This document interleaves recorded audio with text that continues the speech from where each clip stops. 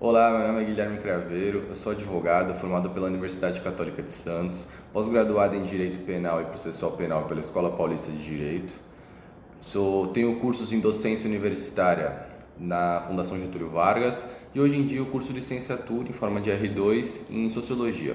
Esse é um vídeo demonstrativo de como é que seria uma aula de Direito Penal do tema de ilicitude ou antijuridicidade, para que possa acompanhar meu currículo para análise das pessoas que têm interesse em realizar a contratação. Vamos lá, começando, eu vou trazer aqui o conceito de ilicitude, ou antijuridicidade, que é a contrariedade da conduta do agente com o que está previsto no nosso ordenamento jurídico. A ilicitude, ela se caracteriza pelo desrespeito a uma norma jurídica, ou seja, o fato de um agente ter praticado ato contrário a uma previsão legal. No século passado, século XX, existiam duas correntes: o positivismo jurídico, que tratava mais da antijuridicidade legal, e o positivismo sociológico, que tratava da antijuridicidade material, ou então antijuridicidade sociológica. Von Zlitz, que era um escritor da época, ele diferenciava a antijuridicidade material da formal. A primeira ele traria como se fosse uma direta proibição legal, de uma forma mais objetiva. E a segunda era uma implicação a uma lesão de um bem jurídico em que a sociedade reputava esse fato. A sociedade tinha um incômodo com o ato praticado, tinha um incômodo com o bem jurídico praticado. E na material seria apenas e simplesmente o afronte à legislação.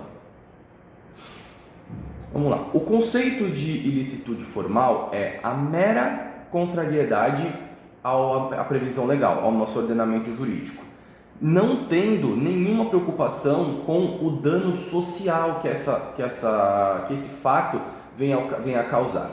Agora, o conceito de ilicitude material também é a contrariação ao nosso ordenamento legal, mas essa contrariação, esse fato que contraria, que essa atitude do agente, ela vai ter uma repressão social, ou seja, a sociedade vai se incomodar, vai ser contra o ato praticado, além do ato também já ter uma previsão legal.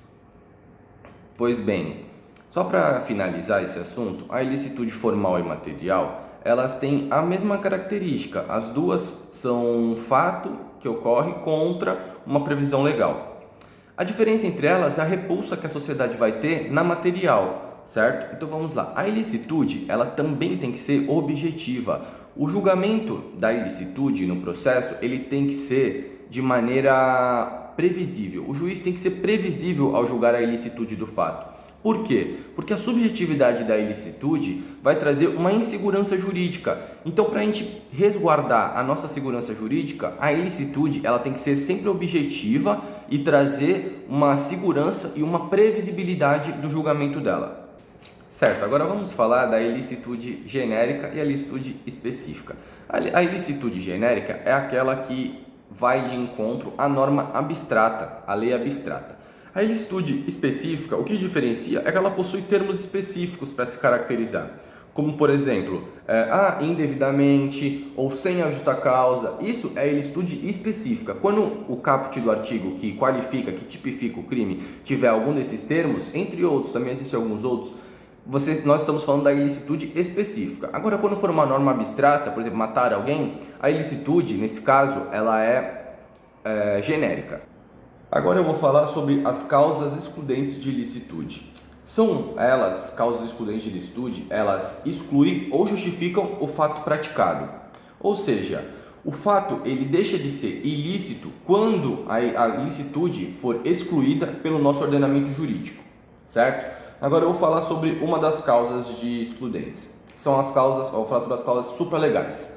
A causa supralegal é aquela que o ofendido, a vítima, consente com o fato praticado. O artigo 150 do Código Penal, ele diz: não havendo atuação contrária à vontade da vítima, exclui-se a tipicidade. Lembrando, tipicidade é quando o crime é previsto em lei. Agora, para que o consentimento, para que essa aceitação da vítima seja efetiva, ela tem alguns requisitos. São três. O primeiro é que o agente tem que ter consciência do consentimento em que ele está realizando. O segundo é que o consentimento tem que ser realizado antes ou durante a conduta. Caso ele seja realizado após a conduta, nas ações penais privadas, ele vai se tornar o perdão ou a renúncia do direito de representar, que aí sim exclui a punibilidade. E o terceiro é que o agente que consentir, ele tem que ser imputável e no momento do consentimento ele tem que estar em seu perfeito estado mental. Agora, falando das causas excludentes legais, é prevista no artigo 23 do Código Penal, são quando você torna a conduta do agente, que é típica, justificada. A primeira está prevista no artigo 24 do Código Penal, que é o estado de necessidade, que é quando alguém pratica um ato antijurídico, só que ele está praticando esse ato para salvar ele ou um terceiro de um outro ato, só que esse outro ato ele não pode ter sido provocado pela vontade de quem está agindo em estado de necessidade. E nesse momento em que ele está agindo em estado de necessidade, ele não pode ter nenhum outro meio possível de impedir o ato típico. Há uma exceção do estado de necessidade que está prevista no parágrafo 1º do artigo 24, que é quando a pessoa que alega que está em estado de necessidade, ela tinha o dever legal de enfrentar o perigo. Então, se ela tem um dever legal, ela não pode ser abrangida pelo estado de necessidade. Para que ocorra o estado de necessidade, tem alguns requisitos. O primeiro é que quem pratica o fato em estado de necessidade tem que estar num perigo iminente e atual. O segundo é que ele tem que estar em conflito 2 ou mais interesses legítimos dele. Outro é que a situação em que ele esteja não pode ter sido provocada por ele mesmo, de maneira dolosa ou culposa, e que também ele não pode ter uma outra maneira de evitar aquela situação. E o último requisito é que não possa haver nenhum tipo de sacrifício, não possa ser exigido desse agente um tipo de sacrifício para que solucione de uma outra maneira tal situação. Agora eu vou falar sobre o estado de necessidade justificante e o exculpante. O justificante é quando o bem sacrificado ele possui um valor igual ou inferior ao bem preservado, e o exculpante é quando o bem sacrificado possui um valor maior ao bem preservado. O nosso Código Penal ele adota a teoria unitária, ou seja, a teoria do estado de necessidade justificante. Caso ocorra o estado de necessidade exculpante, no máximo isso vai poder servir como uma forma de diminuição de pena, como está previsto no artigo 24, inciso 2º do Código Penal. Agora, falando de outra causa excludente da ilicitude, eu vou falar da prevista no artigo 25 do Código Penal, que é a legítima defesa. Está em legítima defesa quem, utilizando moderadamente dos meios necessários, repele atual ou iminente injusta agressão, podendo ser feita contra si ou outrem. A legítima defesa não pode ser considerada quando o perigo for causado pelo autor da legítima defesa. Também, o excesso de legítima defesa, ele é passível de responsabilização, quando for presente dolo ou culpa.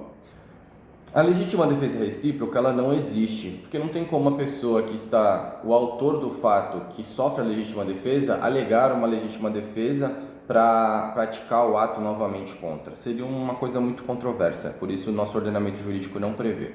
O que existe é a legítima defesa putativa, que é quando a pessoa que pratica a legítima defesa imagina que um agente vai cometer algum ato, pressupõe que está na iminência de sofrer algum dano. Só que isso é só no imaginário dela, o perigo real não ocorre. E também existe a legítima defesa sucessiva, que é quando a pessoa que utiliza da legítima defesa a pratica em excesso. Esse excesso pode ter uma legítima defesa do primeiro originário do fato. Legítima defesa também pode ser considerada pelos ofendículos. Eu não sei se todos conhecem o que são os ofendículos, mas eles dá um exemplo como se fossem aquelas cercas elétricas, ou quando colocam vidros em cima do muro para que ninguém pule. Isso são ofendículos.